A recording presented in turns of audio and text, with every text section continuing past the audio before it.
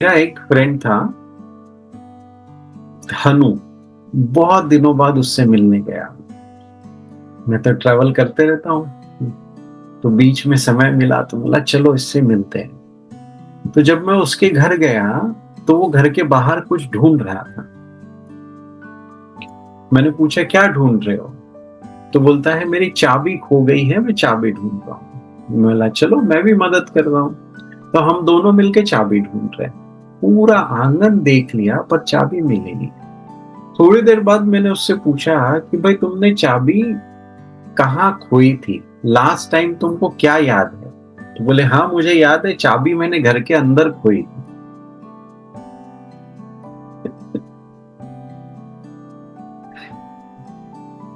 तो मैं पूछा भाई क्यों, फिर बाहर क्यों ढूंढ रहे हो? तो बोलते बाहर लाइट अच्छा है ना, इसलिए बाहर ढूंढ रहा हूँ।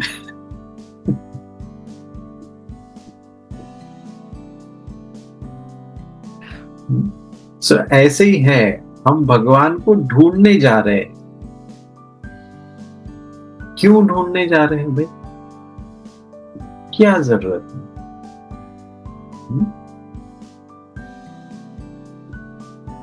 भगवान, प्यार, ये सब बाहर नहीं है। आपका स्वभाव, आपका स्वरूप है सत्य चित आनंद। ये सत्य चित आनंद को जब तक बाहर ढूंढोगे नहीं मिलेगा। ये आपके अंदर है, इसको अपने अंदर खोजना है। बहुत बड़ा दिन है आज कि आज हमारे साथ स्वामी सत्यानंद जी जुड़े हैं। जय गुरुदेव स्वामी जी। जय गुरुदेव। जय गुरुदेव। तो यहाँ पे जो लोग भी जुड़े हैं स्वामी जी को सब जानते ही हैं। हम देख रहे हैं 12 बजने से पहले ही सब ज्वाइन कर लिए हैं।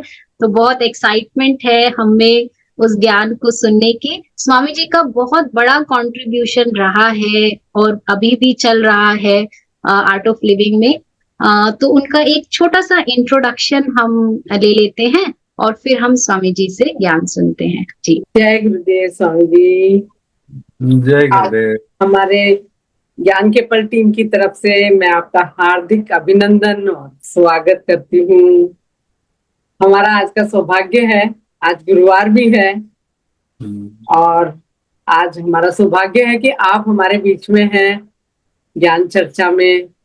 तो थोड़ा सा मैं आपके बारे में बता देती हूँ हमारे मेंबर्स को। वैसे तो सब जानते ही हैं आपके बारे में, कौन नहीं जानता, पर फिर भी थोड़ा बहुत एक कि आप जो है स्वामी जी सत्यानंद जी, वो आर्ट ऑफ लिविंग के सीनियर फैकल्टी, इंटरनेशनल फैकल्टी हैं और बहुत टाइम से सेवाएं दे रहे हैं, गुरु की सेवा में समर्पित हैं और सीनियर ये happiness program teacher, advance course teacher और साथ में सहज समाधि टीचर भी हैं। उसके साथ साथ स्वामी जी को जो जाना जाता है वो ज्योतिष और वास्तु शास्त्र के ये बहुत अच्छे ज्ञाता हैं और अपने जो आश्रम में ये डिपार्टमेंट है पूरा संभालते हैं उसको। तो स्वामी जी का जो है व्यक्तित्व जितना वो है विशाल, उतना ही सहज और सरल भी है। मैंने ऐसा देखा है स्वामी जी को, सुना भी है बहुत बार स्वामी जी को, इतनी सरलता से वो ज्ञान को पहुंचाते हैं। तो आज हमारा सौभाग्य है कि हमारे बीच में स्वामी जी हैं और गुरु के रूप में ही हम उनको आज देखेंगे, गुरु के उसमें आए हैं। तो और बस आपके साथ ज्ञान की गंगा में डुबकी लगाने के लिए हम सब लोग बड़ी उससे उत्सुकता से इंतजार कर रहे हैं। बहुत ही सुंदर आपने इंट्रोडक्शन किया है। ज्योतिष एंड वास्तु एकेडमी का मैं एक हिस्सा हूँ, मैं संभालता नहीं हूँ। काफी बड़ा है ज्योतिष हमारा डिपार्टमेंट और काफी सारे एस्ट्रोलॉजर्स उसमें जुड़े हुए हैं और सब गुरुदेव की कृपा है। गुरुदेव का इतना बड़ा कंट्रीब्यूशन है और उनका इतनी बड़ी सोच है कि वो सबको गुरु बना देते हैं। तो यहाँ अगर मैं अपनी पर्सनल बात करूँ तो मुझे तो ऐसा कुछ लगता नहीं कि मैंने कुछ ऐसा किया कि मुझे गुरु बनने मिले, लेकिन उनकी कृपा है, उनका आशीर्वाद है कि उन्होंने गुरु बनाया है और बना ही रहे। हमारे देखो इतने सारे आर्ट ऑफ लिविंग टीचर्स हैं, वो सबको गुरु बना देते हैं। तो उन्हीं की कृपा आशीर्वाद से सब चल रहा है। मुझे याद है लास्ट टाइम भी मैं ज्वाइन किया था, बहुत अच्छा हुआ था वो सेशन भी। आई थिंक पतंजलि योग सूत्र का था या जी कौन जी सा था? स्वामी जी, पतंजलि। पतंजलि। हाँ, यस, पतंजलि का था। अष्टावक्र को हाईएस्ट नॉलेज माना जाता है। तो एक नॉलेज देने का भी ना तरीका होता है, स्टेप बाय स्टेप, एकदम से नहीं दे सकते। तो अष्टावक्र जो है वो हाईएस्ट में आता है। अष्टावक्र को हम बोलेंगे पीएचडी लेवल नॉलेज।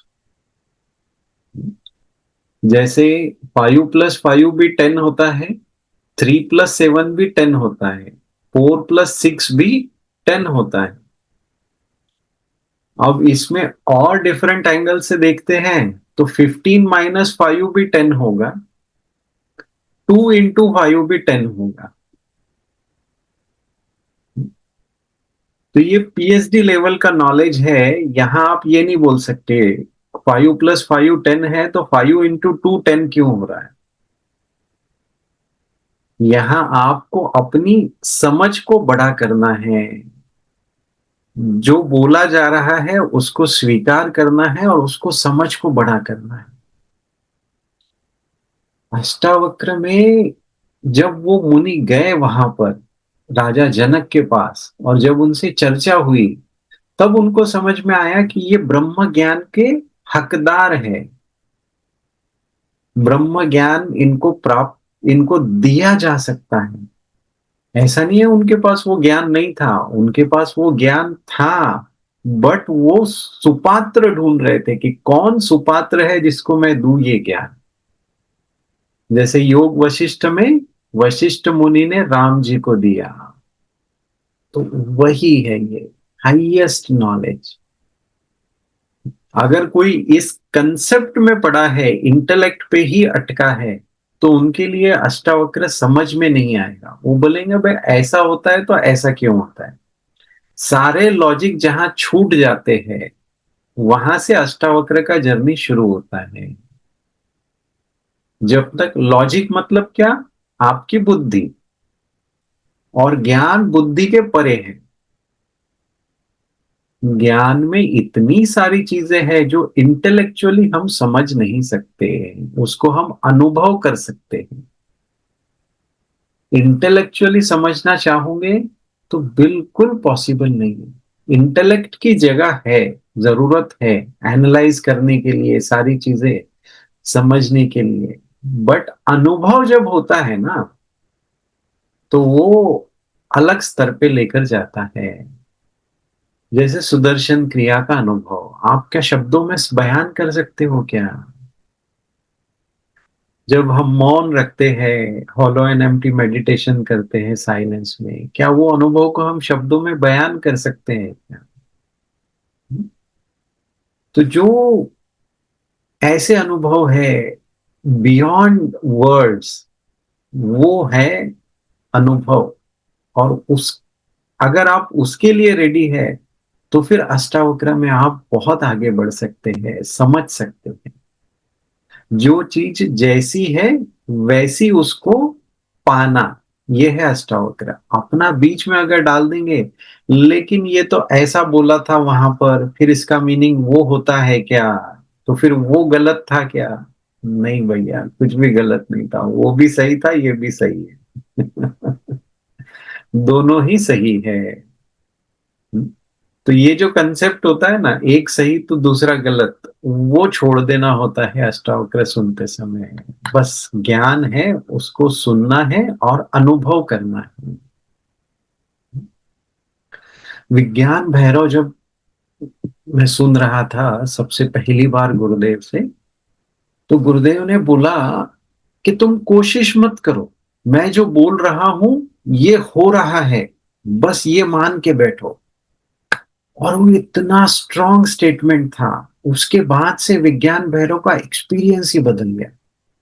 पहले ऐसा लग रहा था गुरुजी बोल रहे हैं, उसको फील करना है, तो फील करने की कोशिश हो रही थी। चलो फील होता है क्या, देखो हो रहा है क्या, नहीं हो रहा है, हाँ थोड़ा हो रहा है, कुछ लेवल पे हो रहा है। लेकिन जैसे ही गुरुदेव ने बोला कोशिश मत करो, बस हो रहा है ये मान लो, और वो ऐसा अनुभव में आने लग गया वो ज्ञान, वो पूरा अनुभव में आने लग गया।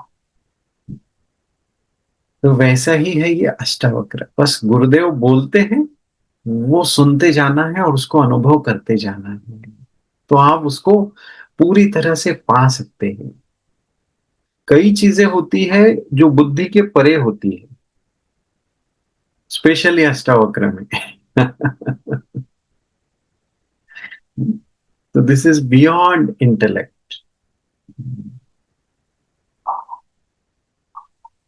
तो इसमें ये जो अभी का करंट का जो टॉपिक था वो था कि दो नहीं है, एक ही है।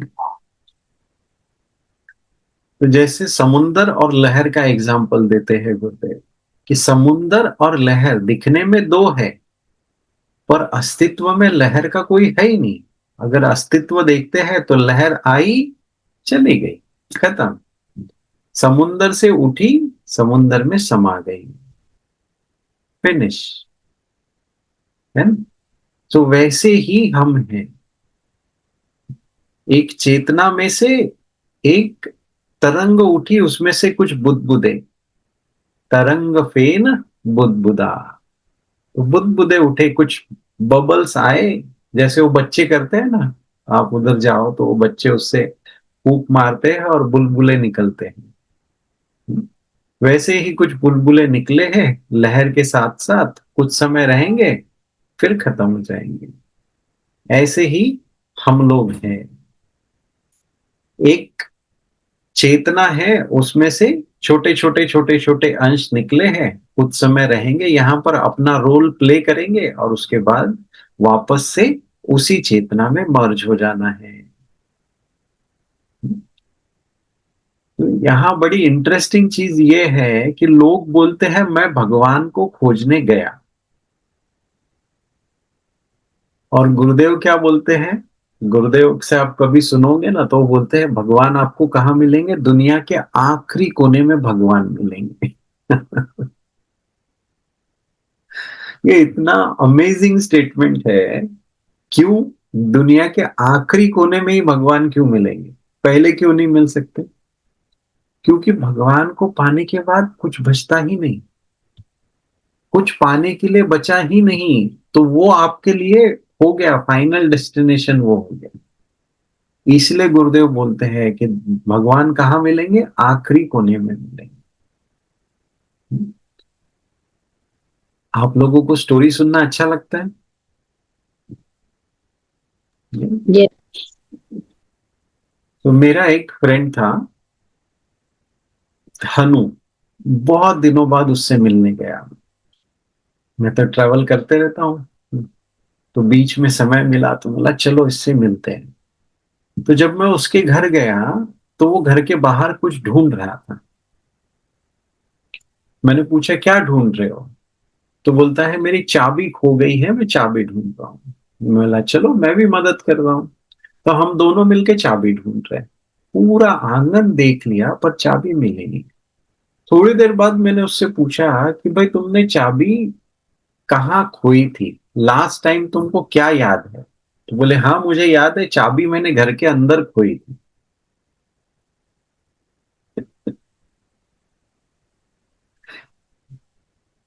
तो मैं पूछा भाई क्यों, फिर बाहर क्यों ढूंढ रहे हो? तो बोलते बाहर लाइट अच्छा है ना, इसलिए बाहर ढूंढ रहा हूँ।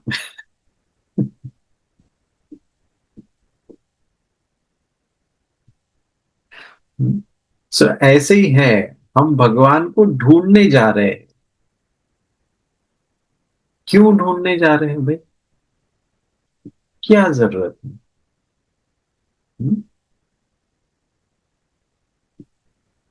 भगवान, प्यार, ये सब बाहर नहीं है। आपका स्वभाव, आपका स्वरूप है सत्य चित आनंद। ये सत्य चित आनंद को जब तक बाहर ढूंढोगे नहीं मिलेगा। ये आपके अंदर है, इसको अपने अंदर खोजना है। ये द्वैत भाव है कि भगवान अलग और मैं अलग, इसमें भी एक रस होता है। मैं ये नहीं बोलूंगा इसमें रस नहीं है, इसमें भी बड़ा आनंद है। इसलिए लोग इसमें फंस जाते हैं। मूर्ति पूजा में इतना रस आने लगता है कि फिर वो मूर्ति पूजा छोड़ना ही मन नहीं करता है, कि नहीं छोड़ना है, मेडिटेशन बिल्कुल नहीं करना है, हम तो सिर्फ पूजा ही करेंगे, हम तो सिर्फ मंत्र ही करेंगे। उसमें भी बड़ा रस है, उसमें भी भक्ति है, भाव है। ऐसा नहीं है कि उसमें नहीं है, बिल्कुल है, उसमें भी है।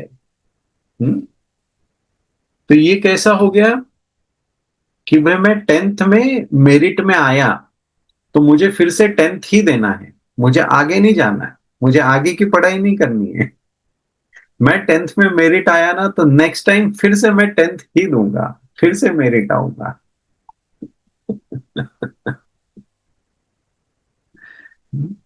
सो ये हो गया जो द्वैत भाव में फंस जाते हैं, अद्वैत की तरफ नहीं बढ़ते हैं। ये है, ये फंस गए वहीं पर। वो भगवान का स्वरूप भी इतना आकर्षक है कि उससे छूट नहीं सकते ना, तो वहां पर फंस गए। हम्म? इसीलिए देखो हम क्या करते हैं, अपने घर में एक छोटा सा मंदिर होता है,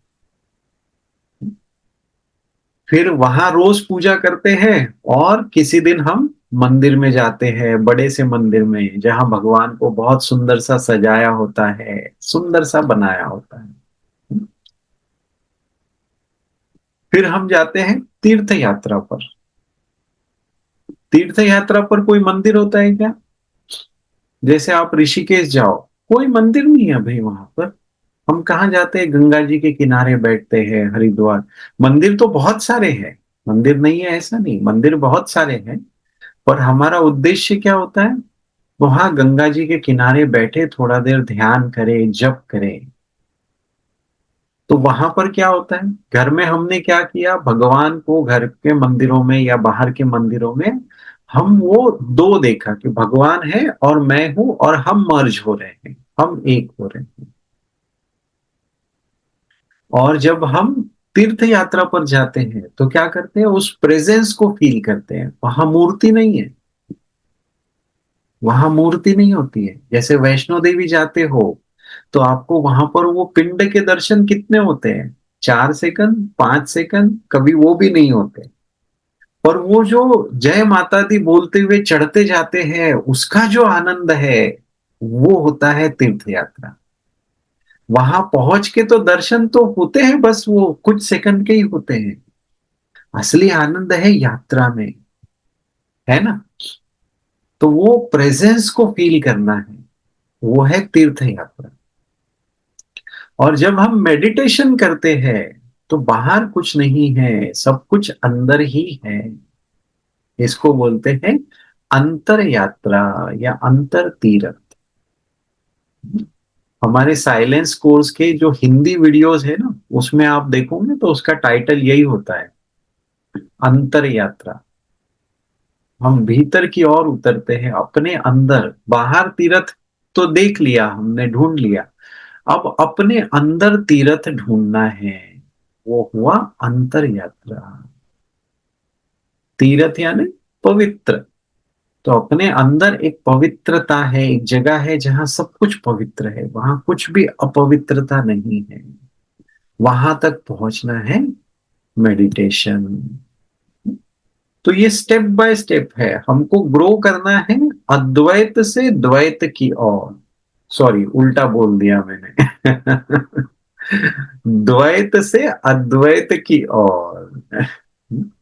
सो शुरुआत करते हैं द्वैत भाव से, क्योंकि ये बड़ा आसान है, इंद्रिय ग्राह्य है।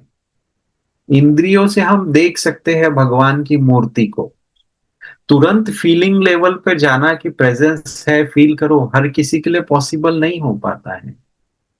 तो हम इंद्रियों से देख सकते हैं, भजन सुन सकते हैं, मंत्र सुन सकते हैं, बोल सकते हैं।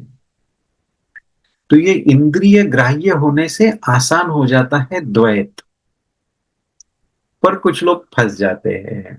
मैं देखता हूँ नवरात्रि पूजा में या खासकर श्रावण में लोग मेरे पास आते हैं, मैं रुद्र पूजा करते रहता हूँ और बोलते हैं हमने तो संकल्प लिया लेकिन हमने तो जल भी नहीं चढ़ाया शिव जी के ऊपर। तो ये है कि मुझे कुछ करना है, मुझे कुछ करना है। और गुरुदेव बोलते हैं कि highest form of puja is meditation. आपकी पूजा पूर्ण होगी जब आप ध्यान करेंगे।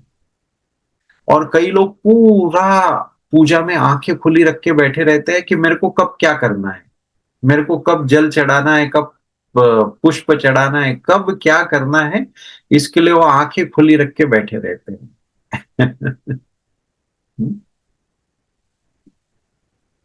तो शुरू में ठीक है, मान लेते हैं कि हम अलग अलग हैं। लेकिन जैसे जैसे हम ग्रो करते हैं साधना के पथ पे, तो समझ में आना चाहिए कि हम दो नहीं, एक ही है। यहाँ कोई भी अलग नहीं है, एक ही चेतना से हम बने हुए हैं। ये चेतना कहीं पर भी डिफरेंट नहीं है। यही है ये चैप्टर। इस चैप्टर में कौन सा है, ये दूसरा है या तीसरा है? स्वामी जी 11। 11 तो ये बुक के हिसाब से हो गया। अच्छा। हाँ, वो ग्रंथ को अगर देखते हैं शायद दूसरा या तीसरा है, मुझे याद नहीं आ रहा है, अभी एग्जैक्ट याद नहीं आ रहा है। हम्म। फिर इसीलिए बोलते हैं इसमें अष्टावक्र में मया व्याप्तम निरंतरम। तो मेरे अंदर ही व्याप्त है निरंतर। निरंतर मतलब कभी नहीं अलग हुए, हम साथ में ही हैं। तो यहाँ कुछ भी अलग नहीं है। इंद्रिय लेवल पे देखते हैं, फिजिकल बॉडी देखते हैं तो लगता है कि हाँ भाई हम अलग अलग हैं। लेकिन एनर्जी लेवल पे देखते हैं तो एक ही है। एक ही एनर्जी है जिससे सब कुछ चल रहा है। एक मॉडर्न एग्जांपल से समझते हैं, इंटरनेट। जैसे इंटरनेट मेरे मोबाइल में चल रहा है तो आप ये बोल सकते हो क्या तो भाई आपके मोबाइल में चल रहा है तो मेरे मोबाइल में नहीं चलेगा। एक वेबसाइट आपके मोबाइल में चल रही है तो मेरे मोबाइल में नहीं चलेगी। चलेगी ना, सभी जगह चलेगी। तो वैसे ही ये है, एक ही चेतना है, सब जगह व्याप्त है। या इलेक्ट्रिसिटी का एग्जांपल ले लो। इलेक्ट्रिसिटी से ही सब कुछ चलता है। दिखता है हमको लाइट, दिखता है हमको फैन, टीवी, एसी, लेकिन उसके पीछे जो एनर्जी है वो क्या है? इलेक्ट्रिसिटी। अगर इलेक्ट्रिक नहीं है तो कुछ भी नहीं चलेगा। वैसे ही कॉन्शियसनेस है। कॉन्शियसनेस है तो हमारा शरीर चलेगा।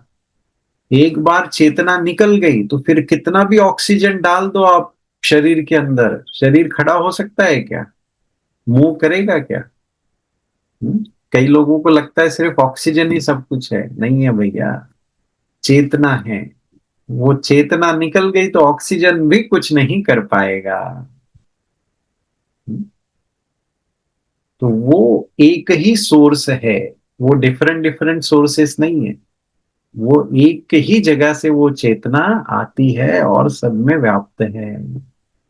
और चेतना के बाहर हम जा ही नहीं सकते। हर जगह पर वो चेतना व्याप्त है।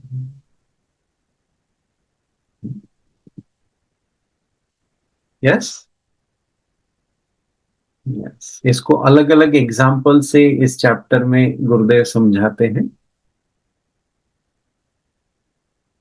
कि धागा है, धागे से मिलके बना हुआ है, धागे से मिलके कपड़ा बना है, समुन्दर की लहरों से, समुन्दर के जल से लहरें बनी हैं।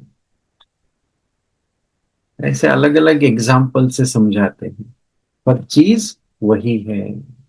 चेतना वही है। चेतना के लेवल पे अगर देखते हैं तो फिर कोई भी डिफरेंस नहीं है, सब कुछ एक ही है। मया व्याप्तम निरंतरम।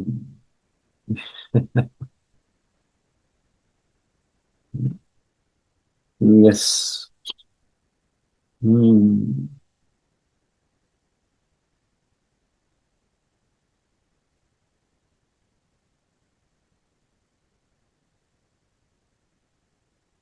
एक बार, स्टोरी सुनना अच्छा लगता है ना सबको? यस।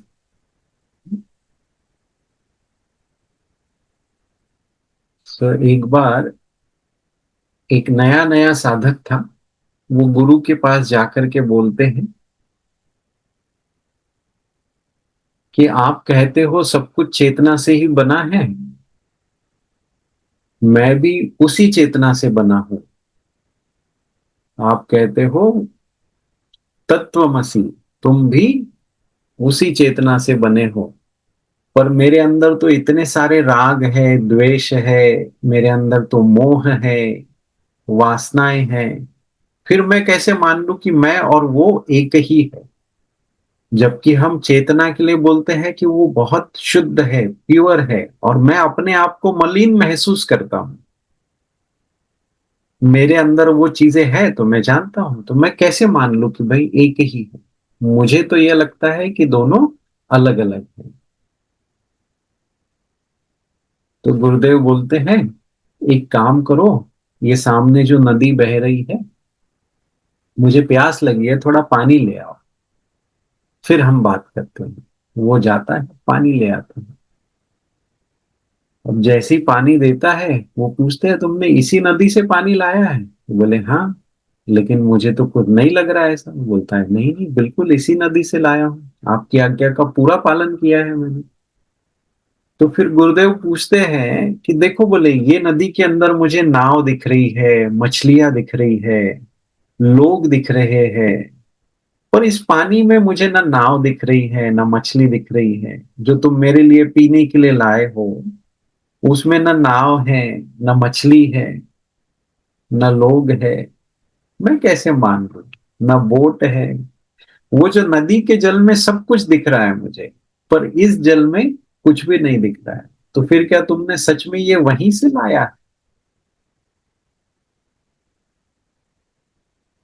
समझ पा रहे हो? हम्म। यस। अंगूठा दिखा सकते हैं, हाँ। फेसबुक के पहले तक लोग बोलते थे अंगूठा नहीं दिखाना। अब फेसबुक के आने के बाद से तो लोगों को लगता है कि बस अंगूठे चाहिए। जितने ज्यादा अंगूठे मिलते हैं उतना खुशी होती है।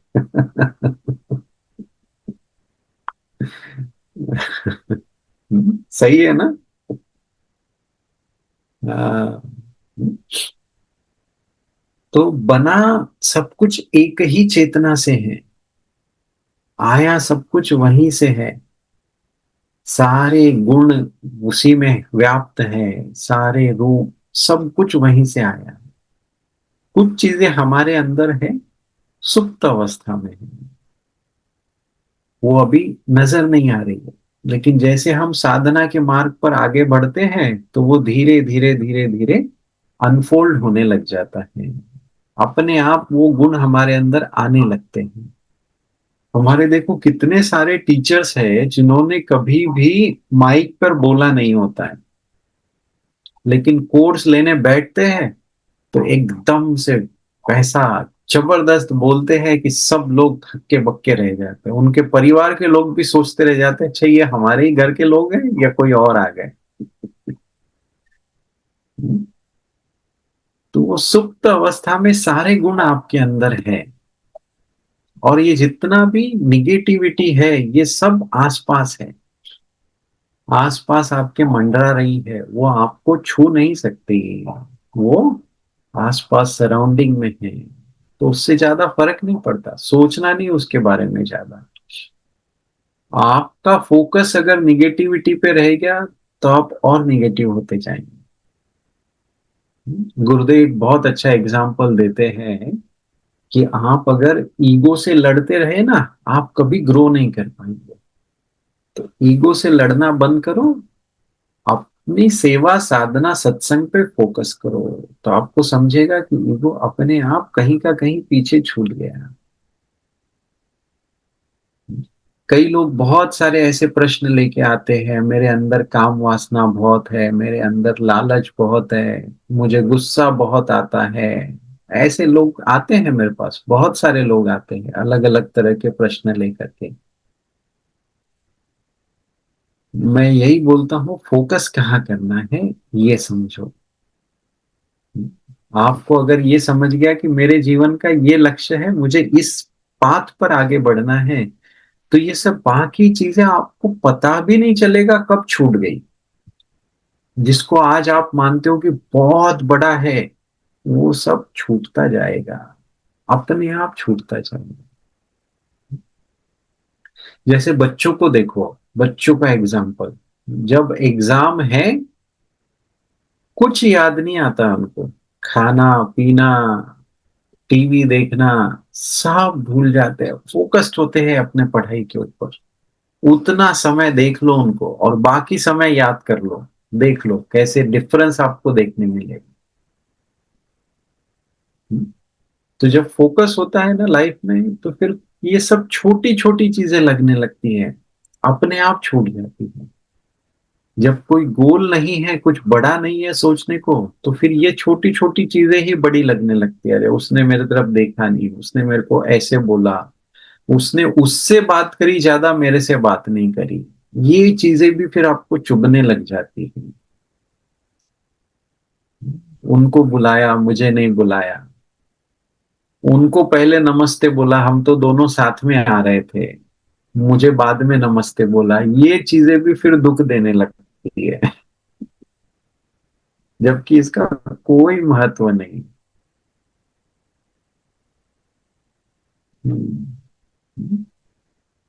और गुरुदेव बड़ा है इसी चैप्टर में बोलते हैं, शम्मा जली है तेरे लिए, तुझे कुछ नहीं करना है, बस अपने आप में स्थित हो जाना है, शांत हो जाना है। यही एक काम हम कर सकते हैं। अगर हमको सच में कुछ करना है तो फोकस इसी पे रखो, स्थित होना है, शांत होना है। आजकल बोलते हैं ना इसमें संयम में, स्लो डाउन कूल डाउन। वाह। तो शरीर से तो सब लोग स्लो डाउन हो जाते हैं, लेकिन मन भागता रहता है। मन दौड़ता रहता है, इधर उधर उधर उधर सब जगह पर दौड़ता रहता है। तो शरीर को भी स्लो डाउन करना है और मन को भी स्लो डाउन होने देना है। मेरा फेवरेट एग्जांपल शेयर करता हूं आप लोगों के साथ में। एक टू व्हीलर की स्पीड क्या हो सकती है? 40 50 60, बहुत अच्छी है रेसर बाइक है तो 100 और थोड़ी आगे, 150 200 तक भी जाती है रेसर बाइक की स्पीड। कार की स्पीड क्या हो सकती है? 70 80। रेसर कार है तो 150 200, है ना? हेलीकॉप्टर की स्पीड क्या हो सकती है? 300 400 किलोमीटर। फ्लाइट की स्पीड क्या हो सकती है? 700 800 किलोमीटर पर आवर। अब बताओ मुझे, मन की स्पीड क्या है?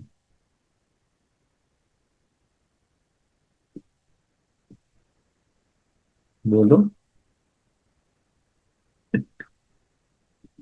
है ना? पता नहीं कितने हजार किलोमीटर, 10,000 है या 20,000 है या 30,000 है, कुछ नहीं पता। मन की स्पीड के बारे में कोई आइडिया नहीं है।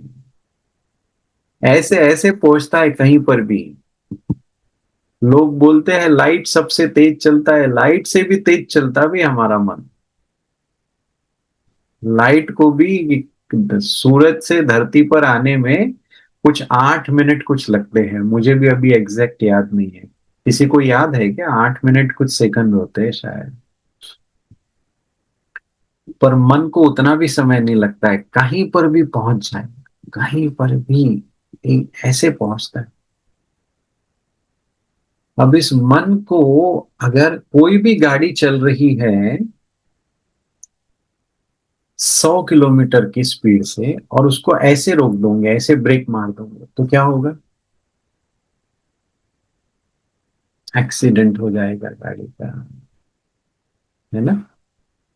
तो मन को भी एकदम से नहीं रोक सकते। आप कई लोग बोलते हैं ना, इसमें भी एग्जाम्पल गुरुदेव ने शेयर किया है एक लड़के का। वो आया और बोले मुझे आज की आज एनलाइटनमेंट चाहिए। आप दे सकते हैं, आज की आज दो। नहीं पॉसिबल है भाई। हाँ, कौन सा फ्यूज यहाँ पे उड़ जाएगा पता भी नहीं चलेगा। तो अगर मन, अब पता नहीं किसका मन कितने तेजी से दौड़ रहा है ये हम नहीं समझ सकते। जिनका बहुत तेजी से सिर्फ दौड़ते ही रहता है, विश्राम मिलता ही नहीं है, वो लोग चले जाते हैं ल्यूनाटिक में। उनका फिर वो बोलते हैं कि भाई इसको अभी डॉक्टर के पास ले जाना पड़ेगा। जिसका मन कहीं पे शांत हो सकता है, रुक सकता है, वो मेडिटेशन की गहराई में जा सकते हैं। तो एकदम से करने के पीछे नहीं जाना। कई लोग जैसे वो एग्जाम्पल भी शेयर किया है ना, वो अपने आप को हनुमान जी समझने लग गए फिर।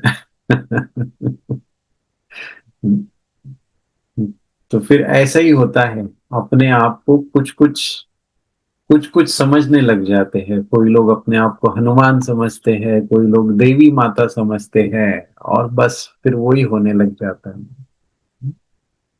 तो वो हेलुसिनेशन, भ्रम आ जाता है कि भाई मैं ये हूं। उसी के बारे में सोचते रहते हैं, सोचते रहते हैं, सोचते रहते हैं, तो वैसे ही बनना शुरू हो जाता है, भ्रम में आ जाते हैं। तो ये जिद पकड़ के नहीं बैठना कि मुझे अब भी ही करना है, अब भी ही चाहिए, नहीं पॉसिबल। बस करते रहो और छोड़ दो, जब होना है वो हो जाएगा।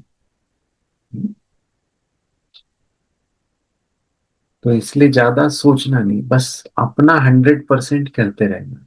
यही भगवत गीता में भी बोलते हैं ना, अपना कर्म करो, फल के बारे में मत सोचो। जितना ज्यादा फल के लिए सोचोगे उतना आपके अंदर वो एंजाइटी आएगी, अरे होगा कि नहीं होगा, होगा कि नहीं होगा, मिलेगा कि नहीं, होगा कि नहीं। क्रिकेट मैच देखते हैं आप लोग, आखिरी आखिरी में जब मैच एकदम ये हो जाता है तब देखो वो होता है, क्योंकि सबको रिजल्ट चाहिए, सबको जीतने के लिए खेलना है, सबको लगता है कि हमने जीतना चाहिए। तो फोकस होता है रिजल्ट के ऊपर, तो एंजाइटी बढ़ती है।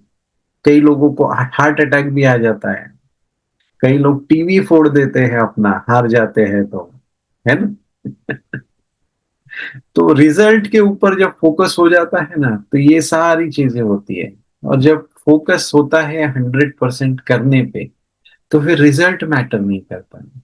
फिर वो रिजल्ट कुछ भी हो, आपको उससे दुख भी नहीं होता और बहुत ज्यादा खुशी भी नहीं होती, क्योंकि आपने अपना 100% कर दिया। आप उस प्रेजेंट मोमेंट में रह पाते हैं, उसको एंजॉय कर पाते हैं।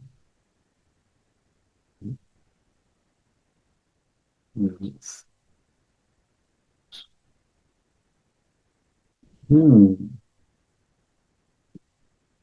आई थिंक ये टॉपिक हमने कवर कर लिया। आपको अगर कोई क्वेश्चंस है तो पूछ सकते हैं। जी स्वामी जी, बहुत ही सुंदर आज का अभी तक इतना सुंदर सेशन रहा। आपने ये जो स्टोरी सुनाई ना, ये बड़ी सुंदर, बहुत, ये वैसे तो ज्ञान बड़ा ही गहरा है, पर ये एग्जाम्पल से जो आपने बताए उनसे ये बैठ गया मन में ना, बहुत अच्छे से आपने इसको एक्सप्लेन करा। तो एक चीज मैं सबको बताना चाहती हूँ कि स्वामी जी का यूट्यूब चैनल है, जिसपे स्वामी जी छोटी छोटी स्टोरीज, कुछ कुछ नॉलेज बाइट्स वो डालते हैं। तो मैंने सब्सक्राइब किया हुआ है, और एक दिन, और स्वामी जी व्हाट्सएप स्टेटस पे डालते हैं। तो एक दिन मैं बड़ी ऐसा टफ फेज से जा रही थी, और स्वामी जी ने एक वीडियो बनाई थी जिसमें सब जो भी हमारे ग्रह हैं उनके बारे में बताया था, हमारी राशि फल के बारे में, कि इस राशि फल में इस समय में ये हो सकता है, ऐसा कर सकते हो। तो वो सुनते ही मैंने जब अपनी राशि का भी पढ़ा, तो मेरे को बड़ा ही, मेरे को लगा अच्छा ये राशि की वजह से है। और मेरा वो जो इतना भारी लग रहा था मुझे, वो लाइट हो गया जब मैंने स्वामी जी की वो जो भी, और वो भी ज्ञान से ही निकाल रहे थे, वहां भी ज्ञान ही था, तो बड़ा आसान हो गया था मेरे लिए वो समय निकालना। तो हम लोग अभी जब ये वीडियो आएगी यहाँ पे भी मैं टैग करूंगी, और डिस्क्रिप्शन बॉक्स में भी टैग होगा, तो बस आपको वो क्लिक करना है और उस चैनल पे जाके आप सब्सक्राइब करेंगे तो आपके पास नोटिफिकेशन आती रहेगी। नहीं भी तो आप स्वामी सत्यानंद जी डालेंगे तो भी आपके पास वो चैनल आ जाएगा। तो जरूर से आज ये सेवा ही है, और आगे फॉरवर्ड करें सब लोगों को, ताकि उनके पास समय पे सही ज्ञान वो पहुंचता रहे। ठीक है, या तो Swami ji, yes. Yes, thank you Uttara ji. अगर कोई प्रश्न है तो पूछ सकते हैं। हाँ जी, उषा जी आपने, Yes. हाँ,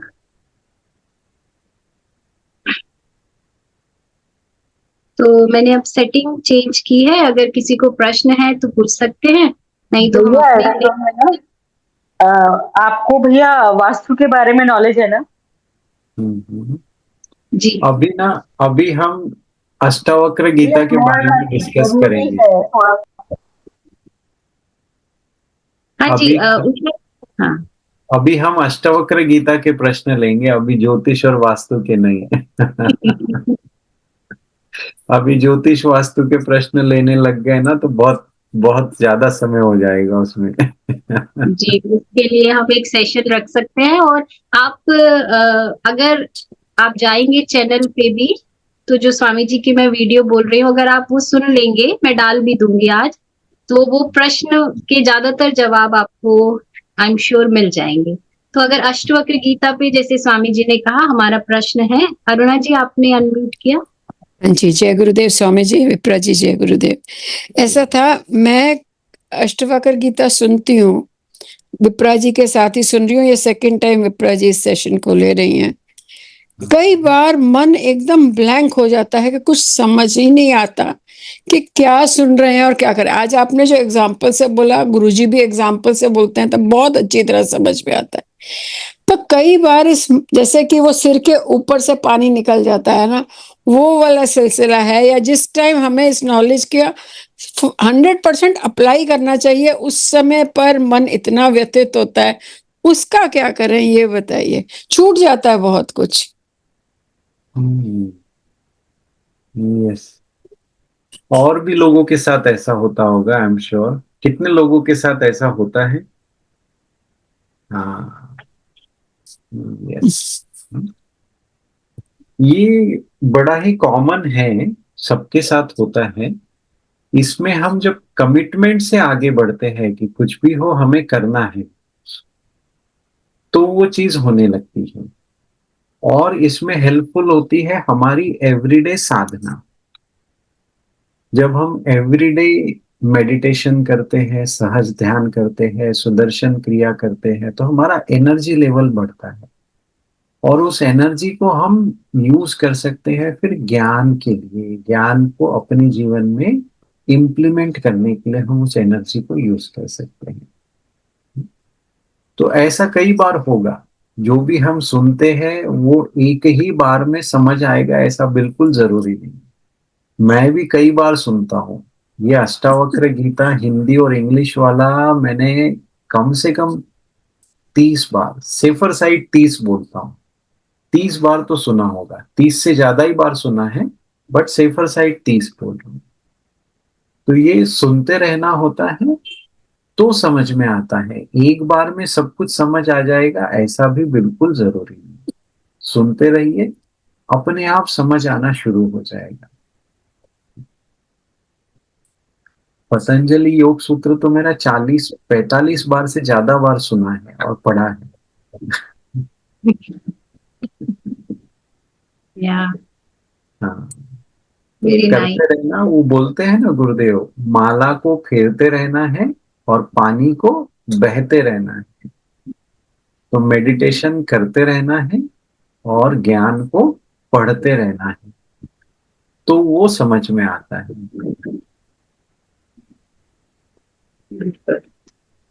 yes. Ji, thank you Swami ji. Lokendra जी। हाँ जी, अभी मन की बात चल रही थी स्वामी जी कि मन इतनी तेज स्पीड से जाता है, तो कई बार हमारे साथ हम इतने टाइम से कर रहे हैं, साधना भी रेगुलर कर रहे हैं, मेडिटेशन भी रोज करते हैं, पर फिर भी मेडिटेशन की उसमें कई बार ध्यान में बैठे हैं और ध्यान लग गया और एकदम से पता नहीं क्या होता है, मन पता नहीं कहाँ से कहाँ पहुंच जाता है उसी वक्त। ऐसा क्यों होता है? कई बार होता है। और जैसे आश्रम में जब गुरुदेव कराते हैं तो कुछ भी नहीं होता, तब तो बिल्कुल ऐसे हो जाते हैं। गुरुदेव की प्रेजेंस में जब ध्यान करते हैं तो वो अलग ही एक्सपीरियंस होता है, और ऐसे रोज घर पे करते हैं तो अलग ही एक्सपीरियंस, मतलब वो वाली बात उतना नहीं आ पाती है। कभी बहुत अच्छा लगता है पर कभी नहीं भी लगता है, मन पता नहीं कहाँ कहाँ भटकने पहुंच जाता है। तो ऐसा क्यों होता है स्वामी जी? ये मैं जानना चाहता हूँ। इसीलिए कहते हैं ग्रुप में करने से अच्छा होता है। जब हम ग्रुप में करते हैं ना, तो कोई एक भी अगर उस लेवल पे पहुंच पा रहा है तो पूरे ग्रुप को उस एनर्जी का फायदा मिल जाता है। सारे लोग उस अवस्था में पहुंच जाते हैं, उस एनर्जी को फील कर पाते हैं। दूसरा, अगर आप भगवत गीता पढ़ते हैं तो उसमें आपको इसका बहुत अच्छा आंसर मिलता है कि ये सब होता है रजस के कारण। अगर आपके अंदर रजस है तो मन हिलता रहेगा, डुलता रहेगा, शरीर हिलता रहेगा, डुलता रहेगा। तो इसलिए थोड़ा योगा प्राणायाम अगर करते हैं मेडिटेशन के पहले, तो वो आपको और गहराई देता है। इससे रजस तमस सब लेवल कम होता है, सत्व बढ़ता है, तो आप ध्यान की और गहराई में जाते हैं। इसके बाद भी कभी होता है ऐसा, तो चिंता नहीं करना, ये सब नॉर्मल है, सबके साथ ही ऐसा होता है। इससे चिंता नहीं करना, रोज अपना करते रहो, धीरे धीरे धीरे धीरे और ध्यान की गहराई आते जाती है। Very nice, thank you. हाँ, जय क्वेश्चन। हाँ जी, जय गुरुदेव भैया। मेरा एक प्रश्न ये था कि एक जगह अष्टवक्र में गुरुजी लिखते हैं कि हम ये सोचते हैं कि वस्तु में, व्यक्ति में, परिस्थिति में सुख है और हम उसको बदलते रहते हैं। तो बोल रहे हैं कि जो तुम बदलाव करते हो उसमें सुख नहीं है, उसके बीच में जो एक स्पेस होता है ना, जब तक तुम दूसरे व्यक्ति या वस्तु के अभ्यस्त नहीं हो जाते, बस तब तक तुम्हें लगता है कि वो सुख है। फिर वो उसको समझाने के बाद लास्ट में बोलते हैं कि विश्राम में सुख है, त्यागने में सुख है, निश्चय में सुख है। तो ये जो थर्ड लाइन है ना, ये मुझे थोड़ा सा एक्सप्लेन अगर आप कर सके तो मुझे बहुत अच्छा लगेगा। Thank you. निश्चय में सुख है। देखो, सबसे पहला तो गुरुदेव कई बार बोलते हैं विश्राम में ही राम है। राम का रमण होता है विश्राम में। तो विश्राम करते हैं वहां सुख की अनुभूति होती है। इसका मतलब है सुख कहीं बाहर नहीं है, अपने भीतर है। बाहर से जो भी सुख मिलता है वो टेम्पररी है, वो खत्म होने वाला है। असली सुख कहाँ है? अपने भीतर है, वो कभी खत्म नहीं होगा। एक बार वहां पहुंच जाओ, वो कभी खत्म नहीं होगा। तो आपने एक तो बोला था क्या? निश्चय। हाँ, निश्चय में सुख है। तो जब हम निश्चय कर लेते हैं कि मुझे ये करना है, तो आप कर लेते हैं वो काम। फिर उसमें आपको कोई बाधा रोक नहीं सकती, कुछ भी हो जाए आप पीछे नहीं हटते हैं। तो वो बोला है गुरुदेव ने, जब हम निश्चय हो जाते हैं, निश्चयात्मक बुद्धि। जब हम स्थित प्रज्ञ पढ़ते हैं भगवत गीता में, तो इसके बारे में और डिटेल में पता चलता है। उसमें कहते हैं निश्चयात्मक बुद्धि। जब हमारी बुद्धि में वो होता है निश्चय एकदम कि ये करना है, this is goal of my life, मुझे ये करना है, इसी के ऊपर मुझे आगे बढ़ना है, तो फिर आउटर अट्रैक्शन आपको इम्पैक्ट नहीं करता। नहीं तो फिर क्या होता है कि हाँ चलो भाई, ये इसने बोला है, फ्रेंड है, वो गए थे वहां, अच्छा लगा, चलो चलते हैं। ये यहाँ गए थे, चलो करते हैं। किसी ने बोल दिया बियर पीना बहुत अच्छा होता है, सेहत के लिए अच्छा होता है, डॉक्टर ने बोला है, अच्छा चलो हम भी पी के देखते हैं। प्रोटीन खाना है, प्रोटीन कहीं वेजिटेरियन में नहीं होता है, B12 वेजिटेरियन में नहीं होता है, तो चलो B12 का मीट खा लेते हैं, उसमें हमको B12 मिल जाएगा। तो फिर बुद्धि ऐसे भ्रष्ट हो जाती है, भटक जाती है। जब निश्चय है तो निश्चयात्मक बुद्धि पे आदमी आगे बढ़ता है कि this is goal of my life, मुझे इस पे आगे बढ़ना है। फिर मुझे B12 मिले या ना मिले, प्रोटीन मुझे बियर से नहीं चाहिए, मुझे जो मिलता है उसके साथ में रहूंगा, उसी से करूंगा आगे। तो वो निश्चयात्मक बुद्धि से जब हम आगे बढ़ते हैं तो भी सुख की प्राप्ति होती है, क्योंकि मन जो है वो इकट्ठा है। दुख यानी क्या? मन बिखरा हुआ है, मन सोचता है यहां सुख है, यहां सुख है, वहां भागने लगता है, तो दुख निर्माण होता है। निश्चयात्मक बुद्धि मतलब पूरा मन इकट्ठा है, एक जगह पर है, ये करना है, यही करूंगा, ये हो गया निश्चयात्मक बुद्धि। लेकिन इसमें भी सात्विक, तामसिक नहीं। तो उससे आपको फिर सुख की प्राप्ति होती है। Super, thank you Swami ji. ममता जी। हाँ जी, प्रणाम स्वामी जी, जय गुरुदेव। जय गुरु। एक प्रश्न बार बार मन में उठता है, जन्म मरण ईश्वर के हाथ है ऐसा भी सुना है, और जीव अपनी इच्छा के अनुसार जन्म लेता है ये भी सुना है, तो ये थोड़ा स्पष्टीकरण कीजिए। ये मैंने तो नहीं सुना कि जीव अपनी इच्छा के अनुसार जन्म लेता है। मैंने तो हमेशा यही सुना है कि जीव अपने कर्मों के हिसाब से जन्म लेता है। जी। आयुर्जात्य भोग, 3 चीजें होती है जो हमारे कर्मों के हिसाब से डिसाइड होती है। आयु, कि आपकी आयु कितनी होगी, 10 साल होगी, 20 साल होगी, 50 होगी, 100 होगी, वो भी कर्मों के हिसाब से। दूसरा है जात्य, यानी आपको कौन सा शरीर मिलेगा, कैसा शरीर मिलेगा, महिला का मिलेगा, पुरुष का मिलेगा, कि एनिमल का मिलेगा, कि बर्ड का मिलेगा, ये हुआ जात्य। और भोग, आपको कैसे भोग मिलेंगे, इस जीवन में आप क्या क्या करने वाले हैं, ये डिसाइड होगा आपके कर्मों के ऊपर। तो कई बार देखो, ये होते हैं ड्राइवर होते हैं लेकिन चलाते हैं मर्सिडीज।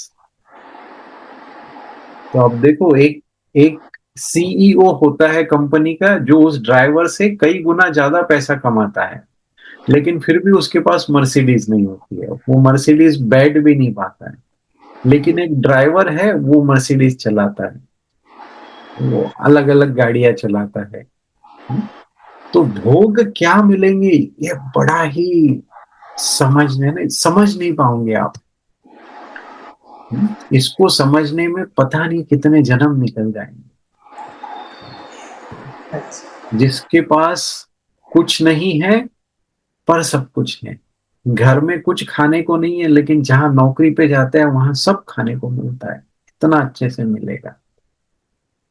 तो ये बड़ा ही डिफिकल्ट टू अंडरस्टैंड टॉपिक है, समझना ये बुद्धि के परे है। बस आश्चर्य कर सकते हैं, अहो अहो निरंजन। अच्छा ऐसा हो रहा है, अच्छा ऐसा हो रहा है, बस आश्चर्य करते रहना चाहिए।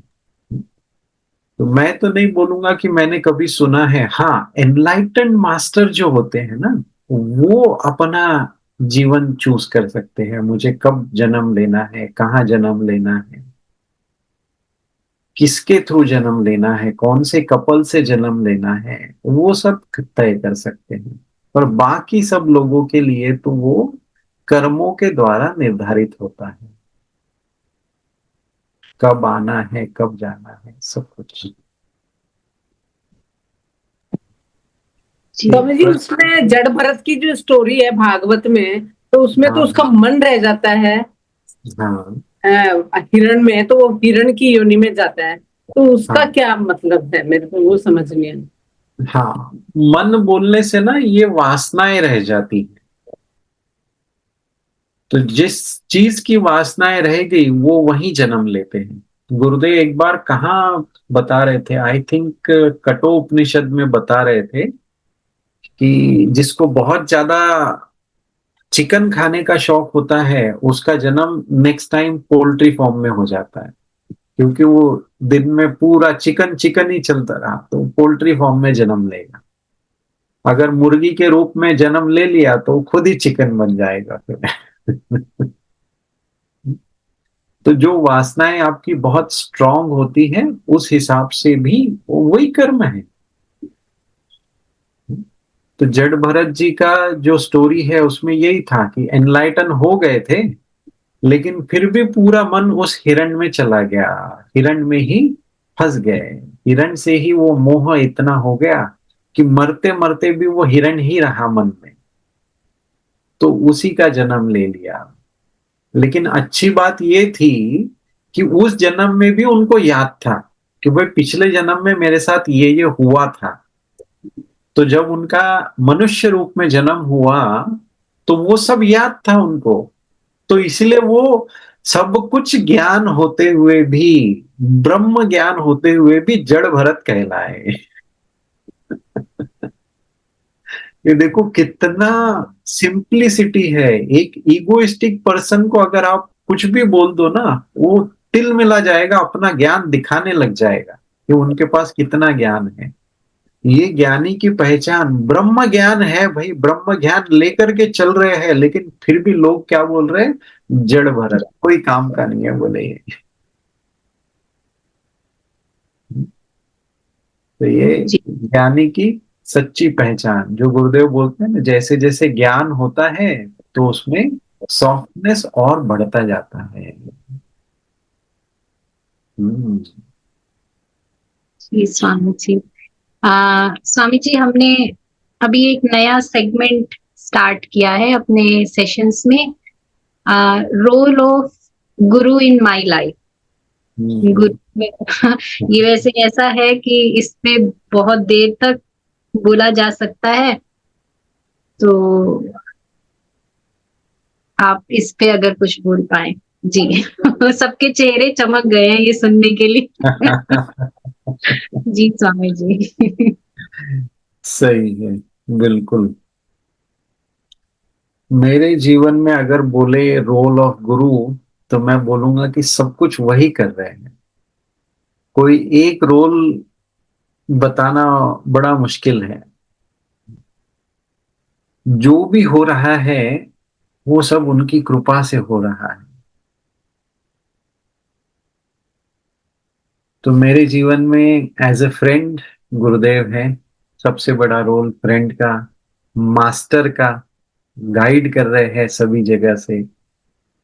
फिर एक काउंसलर का, जहां कहीं भी मन फंसता है तो मैं प्रश्न लेकर उनके पास जाता हूँ, तो वो काउंसलिंग करते हैं, मुझे समझाते हैं कि कैसा हो सकता है। जैसे मैंने उनसे पूछा था कि हमारे यहाँ गुरु पादुका वनम है, मीरा वनम है। वन यानी तो जंगल होता है, फिर इतने सुंदर सुंदर जगह जो हम बना रहे हैं, जहाँ इतना सुंदर सत्संग होता है, आयुर्वेदा में इतने लोग आते रहते, इतना सुंदर वहाँ का एम्बियंस है, फिर उसको हमने जंगल का नाम क्यों दे दिया। तो गुरुदेव पहले तो शांत हुए, पॉज लिया, फिर बोलते हैं वन यानी सुंदर जंगल, जहां पर बड़े फूल होते हैं, सुंदर सुंदर अलग अलग कलर के फूल होते हैं, वो कहलाता है वन।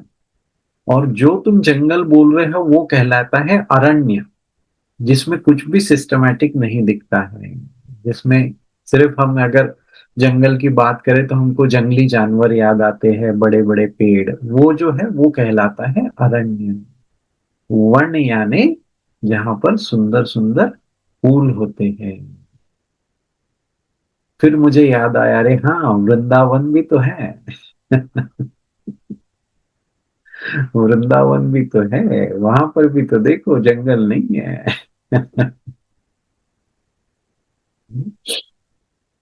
तो काउंसिलर का एक बहुत बड़ा रोल है।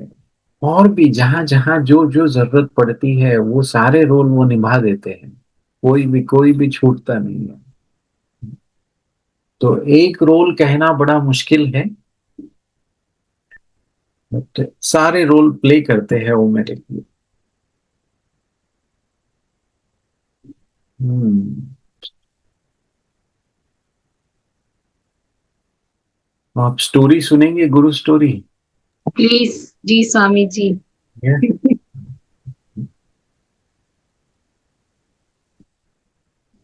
तो एक बार शाम को बैंगलोर आश्रम में गुरुदेव के साथ हम वॉक कर रहे थे। गुरुदेव अपने कुटीर की तरफ जा रहे थे, शक्ति कुटीर की तरफ। तो चलते चलते मैंने पूछा, गुरुदेव एक प्रश्न पूछना है। तो बोलते हैं हाँ बोलो। तो मैंने प्रश्न पूछा। वो प्रश्न पूछने के बाद वो इतना हंसे, पहले तो हंसे, फिर आसपास जो लोग थे उनको देख करके हंसे, मेरी हंसी उड़ाई।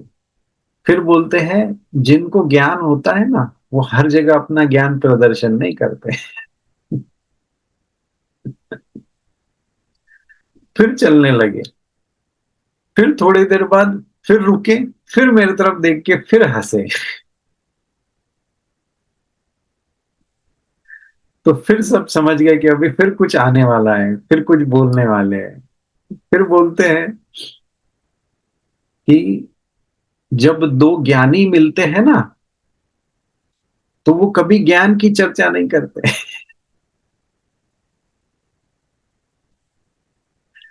फिर चलने लगे। फिर थोड़ी देर बाद फिर रुककर फिर मेरी तरफ देखे और फिर हंसने लगे। फिर सब ये हो गए कि अभी फिर कुछ कमेंट आने वाला है, फिर कुछ कॉमेडी होने वाली है। फिर बोलते हैं जब भी दो ज्ञानी मिलते हैं, दे डिस्कस अबाउट फूड। वो सिर्फ खाने के बारे में बात करते हैं।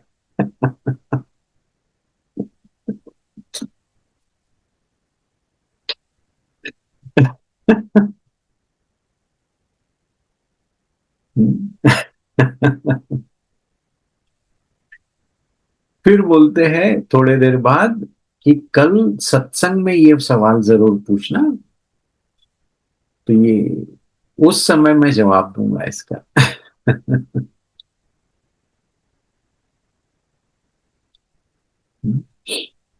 तो बड़ी ही मस्ती है गुरुदेव के साथ में। इतना सुंदर सब कुछ, हंसते खेलते में ब्रह्म ज्ञान दे देते हैं। हंसते खेलते में पूरा ज्ञान आ जाता है। उनके साथ बस रहो, उनके प्रेजेंस को फील करो, सब कुछ अपने आप होता जाता है। Yes, I think good. ये अच्छा समय है आज का सेशन समाप्त करने के लिए, एक सुंदर गुरु स्टोरी के साथ में। जी yes, Swami. Yes. So thank you Vipra ji and सब लोगों को कि आप लोगों ने इतना अच्छा सेशन ऑर्गेनाइज किया। इतना सुंदर नॉलेज सेशन आप लोग कर रहे हैं और काफी समय से कर रहे हैं। अगली बार भी मैं जरूर चाहूंगा ज्वाइन करना। जो भी आपका टॉपिक है उस पर जरूर ज्वाइन करूंगा मैं। मुझे बहुत अच्छा लगता है ज्ञान चर्चा में हिस्सा लेना। धन्यवाद। इसी इसी से बहुत सारा रिवाइज हो जाता है। हर बार तो हम सब कुछ सुन नहीं पाते हैं, अब इतना शेड्यूल बिजी हो जाता है। तो मैं जरूर आऊंगा। और आपको विप्रा जी, आपको और आपकी पूरी टीम को बहुत बहुत बधाइयाँ। ऐसे ही आप ज्ञान चर्चा ऑर्गेनाइज करते रहिए और लोगों को जोड़ते रहिए इसमें। जी जय स्वामी। गुरुदेव। जय जय गुरुदेव। गुरुदेव। तो बहुत सारा प्यार, बहुत सारा आशीर्वाद। जय गुरु। आपको भी बहुत सारा धन्यवाद यहाँ आने के लिए स्वामी जी। आज आपने आके हम लोगों को अहो निरंजन करवा दिया ना, मन एकदम शांत हो गया। और इतनी सरलता से आपने सारी चीजें हम लोगों को समझा दी, सिखा दी ना। सबकी तरफ से धन्यवाद। सभी का मन धन्यवाद धन्यवाद ही बोल रहा होगा। Thank you so much. अब दोबारा भी आप जरूर आइएगा, जरूर आइएगा। Thank you Kaushal ji. जी thank you so much Swami ji. Keep coming and ऐसे ही आप आते रहें, ब्लेस करते रहें। ये जो ज्ञान आपने जब ये ज्ञान बोला, जैसे आप कह रहे थे कि जब गुरु बोलते हैं तो वो अनुभूति के स्तर पे जाता है। तो सच में वो आपकी जो एग्जाम्पल्स जब आप दे रहे थे ना, जहां मेरे को लगा कि मैं अटक रही हूँ, उससे वो पार कर गई। तो थैंक यू सो मच। वो चेतना एक ही है, तो गुरु को पता था कहाँ पे जरूरत है, और उस समय पे वही एग्जाम्पल्स आपके थ्रू डिलीवर कराए उन्होंने। तो grateful, immensely grateful for you for accepting the invite and keep coming. All praise goes to Gurudev. जय गुरुदेव। जय Jai Gurudev. जय गुरुदेव। Thank you everyone. जय गुरु धन्यवाद। जय गुरुदेव।